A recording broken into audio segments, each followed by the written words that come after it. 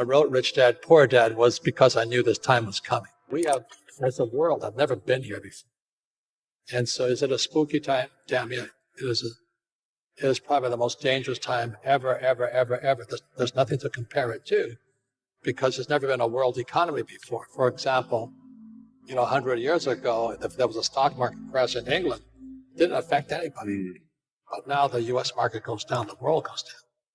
So plus with social media and all this we're doing now. So we've never been here before.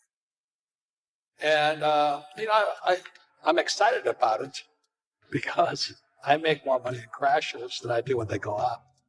So, but for the average person, they'll get wiped out. I'm afraid at the worst, I hope I'm wrong, but I think we're heading for a global depression. How does this play out for the average worker, Robert, for the small business owner? I mean, what does the next 3 months look like? 'Cause it doesn't look pretty. I mean, people are already being laid off, made redundant.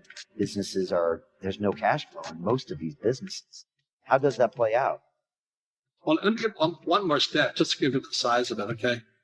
The national debt for World War II was $25 billion. Every day today, they're printing $125 billion. Every single day, that's like 5 World War IIs per day. They're printing so much money to keep this thing of a hot air balloon with a tear in it. And they're doing desperately trying to fix this tear, but no matter how hard they try, the tear has gone beyond, it's coming down. So in financial terms, it's called our debt to GDP has now gone from 60 to 90 to 105, it's going to 120. We're bankrupt. And they're going to print more and more money, which means savers are losers, just as I predict. Your money is going to be worthless in a few years. So my message is the same as some of your other guests. This is metamorphosis time. Financial education, in Rich Dad's terms, is really financial transformation. And the definition of metamorphosis is very important. Metamorphosis, the definition is the evolution or the transformation from an immature form to an adult form. An immature form to an adult form. Metamorphosis is the same as a caterpillar turning into a butterfly. And Fuller always said there's nothing to predict a butterfly inside a caterpillar. So everybody listening right now, if you're struggling financially, just think of yourself as a little caterpillar. And this crisis is your cocoon. The question is, what do you emerge as? Do you emerge as a victim? The world did that to me, and the capitalists are crook, and the rich are bastards, and all this stuff? Or do you say, oh, this is the best thing that ever happened to me? The same as my health. I am ground zero for the coronavirus. All that does is inspire me to get healthier. You're either going to get healthier and wealthier, or you're going to go bust. Your choice. It sits between your ears, your heart, your body, your mind, your spirit, your attitude. This could be the best thing that ever happened to you. Physically, mentally, emotionally, spiritually. If you turn on to a butterfly, or somebody will step on you like a little worm. It's your choice. 1971, the U.S. dollar became debt.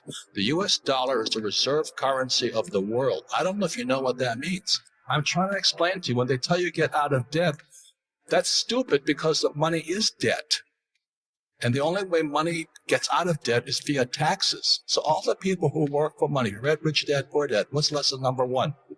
Rich people don't work for money. Correct. Money is debt. I use debt as money. And everybody thinks getting in debt is bad. Well, who told you that? I think the stock market is for losers. Why would you put money in the stock market when it's manipulated? That's what I think about. So I'm always watching the manipulation going on behind the scenes. That's what my brain is focusing on all the time. And I don't pay taxes. Question is, how is it I don't pay taxes? I can tell you. They hypnotize people into being employees who will work hard, pay taxes, save money, get out of debt, and invest in the stock market.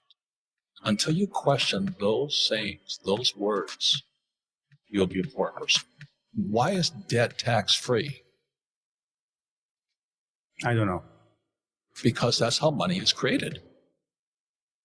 And so the banks love it. They love people borrow lots of money. So how do I get rich? I borrow money and I buy assets with it. The poor person borrows money and buys liabilities like purses, cars, houses, and they get poorer and poorer and poorer. But I use debt. I borrowed $300 million after the crash, dollars. In 2000, by 2010, I had borrowed $300 million to buy real estate. That made me rich. And the interest rates kept coming down, so my cost of money kept coming down. And so everybody else is saying, oh, you should get out of debt. You know why? Because they don't question the hypnosis they're under. You've been hypnotized to work hard for money, to save it. The fractional reserve system prints it. And then they pay taxes and taxes. So I have all this debt and I get rich. So the question is, how do you learn to use debt to get rich? Because they tell you not to get out of debt. So all I'm saying to you is, if a person does not question what they've been taught, they will always be poor. They've been hypnotized into being poor. And the average person has been hypnotized. Go to school, get a job, work hard, save money, and invest in your pension. You never get your money back. The whole thing was designed to keep you poor. So that's why I argue with you. Until a person questions what's already been put in their head, and that's what my poor dad put in my head. Go to school, get a job, work hard. And that's America. Same as Romania. It's not different. I questioned all that. Why would I save money when they print money? That's what happened in 1971 when President Nixon took the dollar off the gold standard. They can print as much as they like. Then they tell you, so go to school, get a job, become an employee. You pay taxes because you're working for money. Then they tell you to save. Do you know why they tell you to save money? I don't know. Because the system of banking, has nothing to do with communism, capitalism. It's the banks run the world. The rich run them. They don't care if you're communist or capitalist. So when you save, so let's say you save $1 US, 1 euro, 1 yen, the banking system can lend out 10.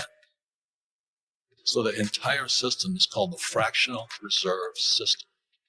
The fractional reserve system is also printing money. And then they tell you to save money. So they want you to save money so they can lend out your money 10 times. So your dollar became worthless 10 times over. And then they used to pay you 10% interest on your money. Now it's at best 1%. And they're still lending it out 10 times. So that's why you don't save money, is because your money is becoming worth less and less and less and less and less. The banks are getting richer and richer and richer. Then they tax you on that interest they pay you.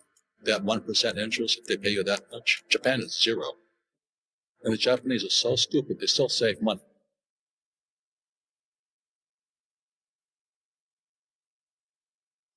Now, if you're in trouble today, my message is not so kind. This is hard talk, not happy talk.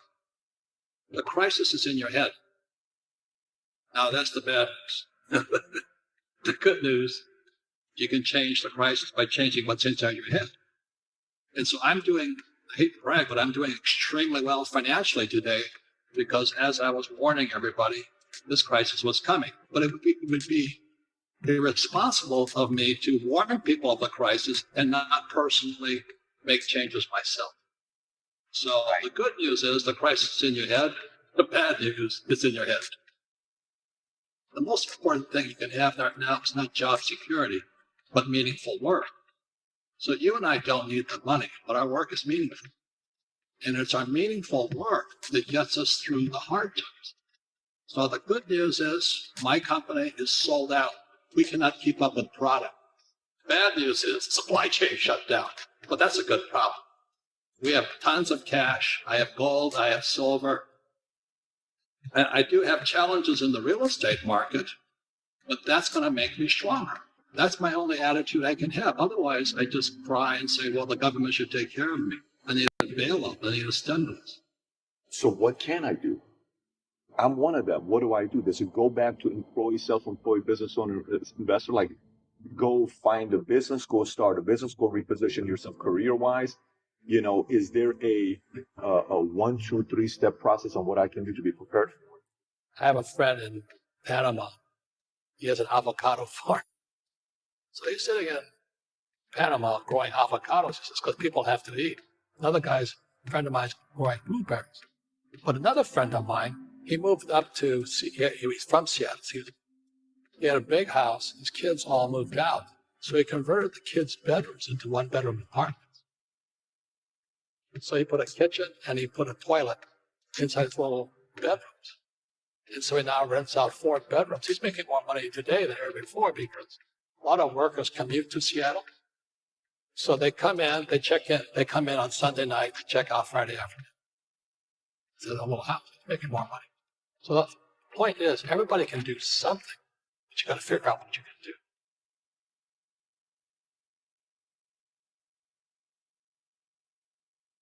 Well, the reason the rich don't work for money is number one expense is tax. See, there's 3 kinds of income: earned, portfolio, passive. So earned income is if I get a job, that's earned income. If I'm a doctor or a programmer, that's earned income because I'm working. If I buy, let's say, Apple for $10 and I sell it for $20, that's portfolio income, capital gains. But passive income, which is cash flow. So it's not, and so all these guys are screaming right now in America, tax to rich. I said, good luck. Because most of the guys complaining, they don't know there's 3 kinds of income. And the rich don't have jobs anyway. They have assets.